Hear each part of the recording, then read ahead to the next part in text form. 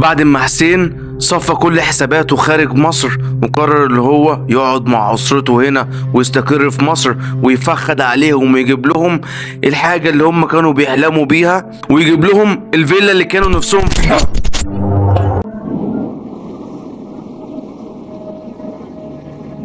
في 2003 وبالتحديد في قرية القناطر قرر حسين ان هو يشتري الفيلا اللي كان نفسه فيها، ويتعرض عليه اكتر من فيلا لكن عجبته فيلا واحدة، كانت فيلا شكلها بسيط وشكلها هادي وبقالها كتير ما فيهاش حد ساكن. فالغريب بقى ان هو اشتراها بسعر بسيط معقول مش زي الاسعار اللي هو كان بيسمعها في الفلل. وساعتها هو مفكرش وقال ليه وبسبب ايه اللي دي تبقى رخيصة والفلل التانية تبقى غالية، بالرغم ان الفلل كلها كانت جنب بعضيها والفلل كلها كانت اسطمبة واحدة. بعد 3 ايام من سكنته للفيلا ابتدت كيان بنته تسمع اصوات غريبة، لكن هو قالك دي طفلة وممكن يكون بيجيلها تهيؤات ولا جالها تهيؤات عشان لسه البيت جديد ولسه مش واخدة على البيت. بعد ايام ابتدت تظهر بصمات على الحيطان وكأني بصمات بايد ملطخة بالدم. فحسين ابتدى يبص كده وقالك يمكن كان في قطة ماتت او حد كان بيذبح مثلا خروف او بيضحي بحاجة وايده لطخت، وما كانش حاطط في دماغه اي حاجة من الحاجات اللي ممكن تظهر بعد كده. حسين حاول يمسحها لكن كل مرة كانت بترجع وبشكل اوضح، وده الغريب اللي خلى حسين يركز في النقطة دي ويستغرب هو في ايه اللي بيحصل. ابتدى حسين وهو نايم يسمع اصوات غريبة وابتدى يلاحظ ان الانوار ابتدت تشتغل وتطفي لوحدها، حتى نور الطرقة اللي هو بيسيبه على طول ابتدى يقفل ويشتغل لوحده. وكمان كلاب الجيران اللي حواليه كانت بتيجي عند البيت ده بالذات وتفضل تعيط وتصوت وتصرخ. الكلاب كانت بتعوي بشكل مرعب كل يوم في وقت معين. ده حتى مراته هدى ابتدت تلاحظ ان الساعة بتاعتها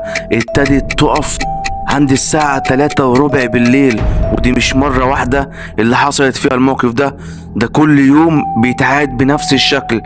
كل ما تيجي تبص على الساعة تلاقي الساعة بتاعت الحيطة اللي هي معلقاها بتقف الساعة 3:15. ولما كانت بتشغل القرآن على الراديو كانت الإذاعة القرآنية في الراديو كانت بتقف الساعة 3:15 برضك في نفس التوقيت. نيجي بقى للمفاجأة الكبرى والحاجة اللي ما كانتش في الحسبان. لما حسين نزل يشوف ايه اللي موجود في الفيلا تحت، نزل لقى في بدرون، نزل من البدرون من تحت لقى أوضة مقفولة.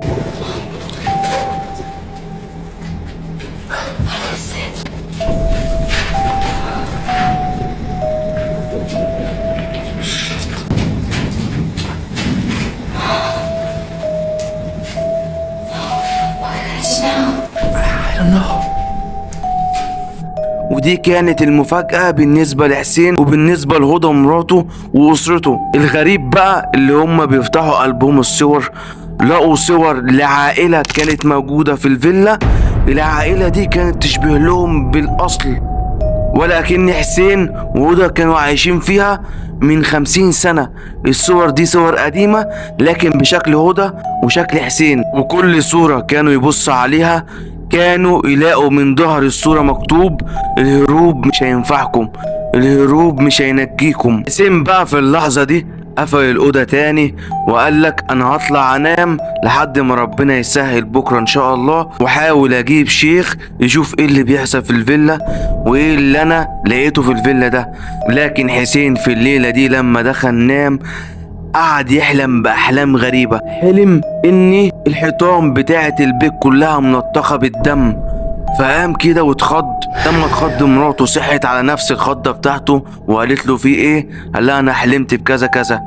المهم حسين قام وقال يخش الحمام، لكن حسين هنا بقى لما دخل الحمام لقى اللي هو حلمه ولقى الحيطان اللي متلطخة بالدم في الحلم، بص لقاها قدامه متحققة وفي الحقيقة. حسين اتخض ومجالوش نوم في اللحظة دي وما عرفش ينام. ولما جه تاني يوم حاول حسين يدور على شيخ وجاب شيخ ودخله الفيلا. هنا بقى كانت الصدمة لما الشيخ قرا في الفيلا، قال له الفيلا دي كانت مسكونة بسبب جرائم قديمة حصلت في الفيلا. حتى هدى مراته لما كانت بتخش المطبخ تعمل اكل كانت بتحس بلمسات غريبة على كتفها. وفي يوم قررت وهي معاها ألبوم الصور تفتح صورة من ضمن الصور، لقت الصورة متصورة لكن الركن بتاعت الصورة ما كانش في البيت. صورة العيلة متصورة زي ما هي، بس المشكلة ان الركن ما كانش موجود في البيت، او خلفية الصورة مش موجودة في البيت زي ما هما شافوا البيت على وضعه. حسين بعد ما قعد في الجنينة بعد ما الشيخ مشي لقى زرعة شكلها غريب قوي، فقال يحفر تحت الزرع ويشوف في ايه. وهو بيحفر لقى كيان بنته واقفة من بعيد وأكني بيتكلم حد، فراح عليها بسرعة عشان يشوفها هي بيتكلم مين. لما راح لبنته كيان عشان يشوفها لقى مفيش حاجة. رجع تاني يكمل حفر لقى صندوق حديد، طلع الصندوق الحديد ده وبيفتحه لقى صور بتوثق لجرائم قتل حصلت في البيت قبل كده، وكتابات في الورقة بلغة مش مفهومة. وبعد كده ابتدت الأرض تتهز وسالم شاف شخص ضخم من بعيد عمال يبصله، فسالم قرر ان هو ينده ويصرخ على مراته تطلع بسرعة هي وابنه عشان خاطر يسيبوا البيت في اللحظة دي.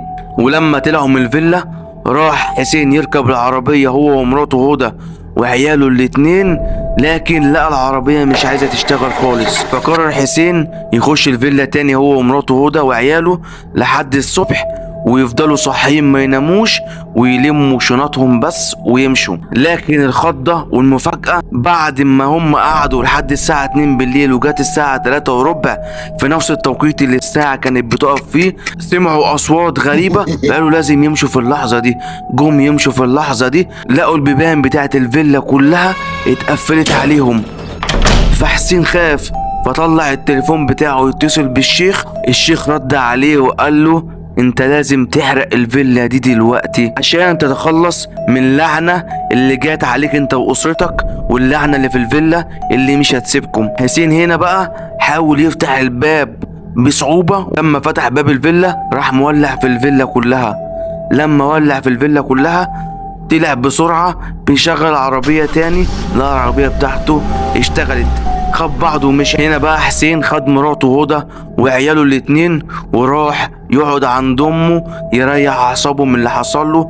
وبعد 5 ايام لقى جواب جايله وحد بيخبط، بيفتح ملقاش حد ولقى الجواب محطوط على الارض. بيفتح الجواب لقى الجواب مكتوب فيه النار مش النهاية، الشر هيفضل معاكم.